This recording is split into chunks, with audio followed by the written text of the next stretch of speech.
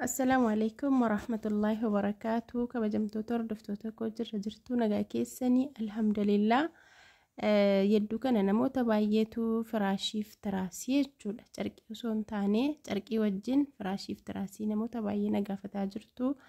Egaa keessaan waan jiru akkaataa jiru hundumayyuu isinii ibsaan jira.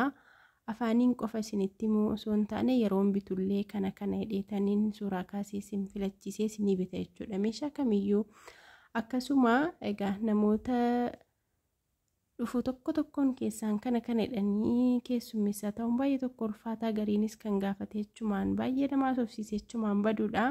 Kanaaf walumaa galatti akkuma kana viidiyoo bakka tokkotti isinii hojjechuu barbaadeetanii hunduma isaayyuu tiraasiis firaashiis sadarkaa isaatii wajjin gatii isaatii wajjin hunduma isaayyuu kan isinii ibsu ta'a. Viidiyoo kana hanga xumuraatti ilaalaa.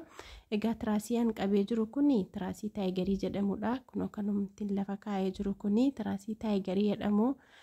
Duraan bareedaa ture amma garuu balleessanii fidanii isa sadarkaa tokkoffaa jedhamudha jechuudha.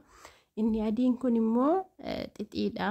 Xixii yookiin jirbiidha jechuudha. Keessoonsaa ni ulfaata. Birriinsaa birrii 200 tokkoonsaa jechuudha. Guddifamees 300 hojjetamuu ni danda'ama. Kun garuu isa abbaa 200ti. Namni yoo gatii waa bicuu jabaate namni hin bitu gatii ta'e jennaan naggaadeen hooma hunda gatii madaalchisanii akkuma akka isaatti hojjetu jechuudha. Amma duraan innumti xixiin kun bicuu guddaa bareedaa ture. Xixiyaan takkaa bitee hin beeku. Namaaf takkaa bitee hin beeku jechuudha. Ofii kootiifis hin jaalladhu. Amma inni kun tiraasii taayigarii kanan duraan baay'ee bitaa turedha. Namoonni isinii bitees ni jira.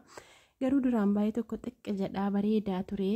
Tiraasii bareedaa kan jedhamu isa kana, isa tokkoffaa bareedaan kan jedhamu isa kana ture. Inni nu kunoo balleessanii naanan dhiisee ofii kootee tiraasii galchee jechuudha. Inshaallah dhumarratti isinitti agarsiisa. Innaa jarri kun ilaa amma inni adiin sun harka olii birrii 200, isiin kara gadii kun birrii 180 lachuu xixiirraa hojjetame.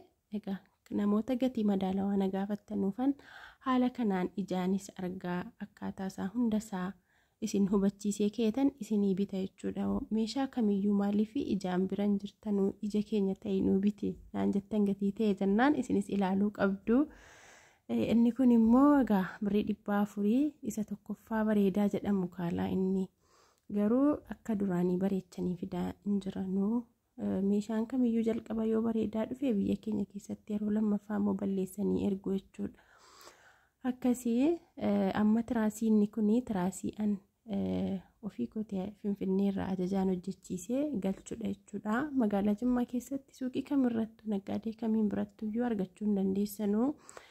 Maaliif namni keenya waan gatiin jabaate hin bitu gatii ta'ennaan naggaadeen immoo bootaa magaazina qabee taa'aa namni hin bitu hin gurguramu jedhee hin fidu namni. Ani immoo ajaja keessaniinan namoota birrii natti ergitan yookiin qabdii natti ergattaniif fanan ajajaan isiniif ichisiisaa. Akkasii anaafis immoo tuun baay'inaan ajaja malee galchee kaa'ate namni baay'een bitu bootaan jalaa qabee taa'aa. Garuu an ajaja keessaniinan Finfinneedhaa isiniif ichisiisa jechuudha. Amma tiraasiin kun duraan tokkoonsaa birrii 400 ture. Amma garuu birrii 500 ta'eera. Sababa tiraanispoortii maaliif wanti hundi dabalee jira. Kaa duraan egaa 450 ta'e amma garuu 500 ta'eera. Keessoonsaa boondidii fi ispoonjiidhaan hojjetama jechuudha. Innaa waa'ee tokko jabaa bareedaadha kan dafee gadi hin laafne jechuudha. Inni tokkoffaan isa kaa inni lammaffaan immoo taayigarii silaa sanaa akkasii tiraasiin sana fakkaata. Kun immoo firaashiidha. Firaashii yeroo hammaa jiru bareedaa kan jedhamu jechuudha. Itiyoofoomii waan akkasii jedhamas innis jira garuu magaalaa Jimmaa hin fidanu. Itiyoofoomii namni hin bitu gatiinsaa guddiidha jedhanii. Firaashiin ispoonjii yeroo hammaa bareedaadha kan jedhamu tokko isa kana. Tiiknasiinsaa 10, bal'inni isaa 60dha. Sabaadhaan hin jiru. Meetirri isaa 2, birriinsaa birrii 1750 jechuudha tokkoonsaa. Akkasii inni isiin kunis immoo isa sadarkaa lammaffaa ittaanee jiruti. Ittaanee jirudha jechuudha.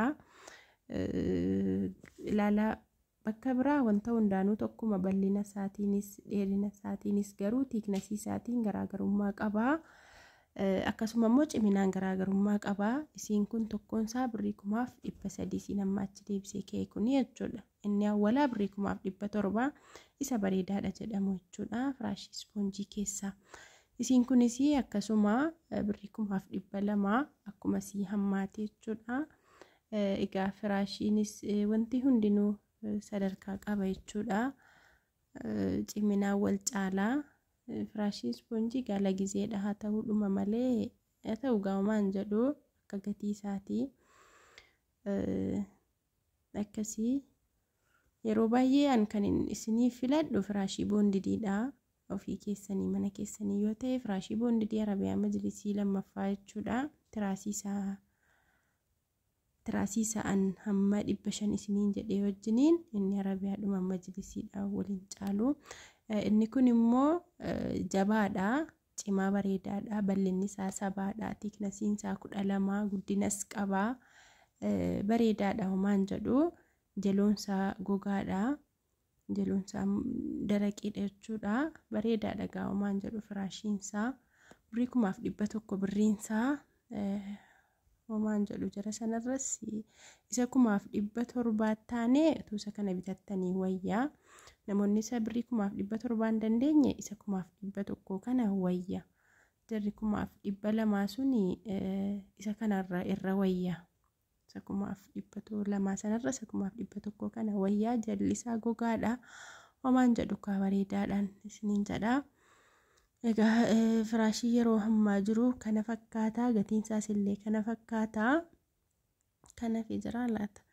Eeyyoon laa tokko taayigarii isii kana taayigariin duraanii akkuma isa hammaa xarzii malee akkanaanii akkasa firaashii an hammaan isinitti agarsiisaa tureetiin jira ture bareedaadha. Bal'ina isaa saantii 70 saantii 60 jira ture, tiiknasii 10 12 jira ture. Garuu faafrikaatu hojjechuu dhaabe jedhan. Ilaa carqiinsaa akkuma carqii tiraasii sanaa ture. Hojiinsaa wanti hundisaa innaa qulqullinni firaashii isaas akka sana ture. Garuu inni sanii faafrikaan oomishuu dhiisanii maal isaatu dhabneedhanii dhiisan jedhanii.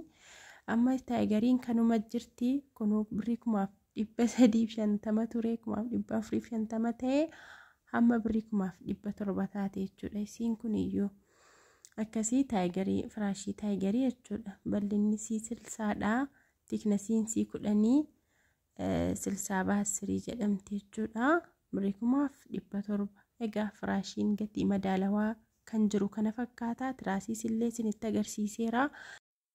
Namoonni immoo lakkii firaashiis isa bareedaa, tiraasiis immoo isa bareedaa barbaanna kan jettanu firaashiin ispoonjii jara ammaattee aanee inni tokkoffaan firaashii jabaa bareedaan jedhamu firaashii boondidii kanaa. Egaa namoonni baay'een hojjechiifattanii jirtu. Firaashii boondidiin kuni baay'ee tokko jabaa bareedaadha. Arabiyaa Majlisii lammaffaa jechuudha. Tiraasii isa adii an duraan 500 jedhee isinitti agarsiisee fi firaashii kana walitti yoo godhattanii Arabiyaa dhuma Majlisii lammaffaa jedhama jechuudha. Baay'ee tokko cimaa bareedaadha. Akka kana qullaa isaa dhufa jechuudha yeroo faafrikaadhaa bahu. Achi keenanii akka kana laa argitan miti carqiin jalatti hodhisiise sana akkaan soolaa wayii kafarii jalatti hodhisiisa. Achi kee haala kanaan carqii bifa barbaaddaniin irra keessatti isiniif hojjetama jechuudha. Gatiin isaa kaa ni dabalaa. Hodhamee bahee amma firaashiin kuni xiqqoo dabaleera jechuudha. Akka duraan irra birrii 500 dabaleera. Haa ta'uuti waan yeroo dheeraaf nama gargaaru namoonni mana keessanii fi bitachuu barbaaddanii waan irra gaarii ta'e isa kana utuu godhattanii bareedaadha. Carqii isaa irraa baastanii miiccuu dandeessu. Yeroo irraa baastanii miiccitan sana immoo boondidiin sun akka inni isin jalaa farafaramee asiif achi hin jennee fi kanaafan kabarii sana jalatti hodhisiisa jechuudha. Egaa wanti gaariin gatiin isaas akkasuma ni mi'aaha. Garuu silaa ta'e anaa isa ispoonjii hojjechiifattanus isa boondidii kan hojjechiifattanus anaa hojiin koo tokkuma. Garuu akka nama tokkotti waan irra gaarii ta'edha kaniin adda baasee isinitti himu jechuudha. Yeroo kamiyyuu akkasii hordoftoota koo viidiyoon koo hadhaa kana fakkaata. Laayikii godhaa waan na dhaggeeffattaniif galatooma. Assalaamu alaykum warahmatullahi wabarakaatuh.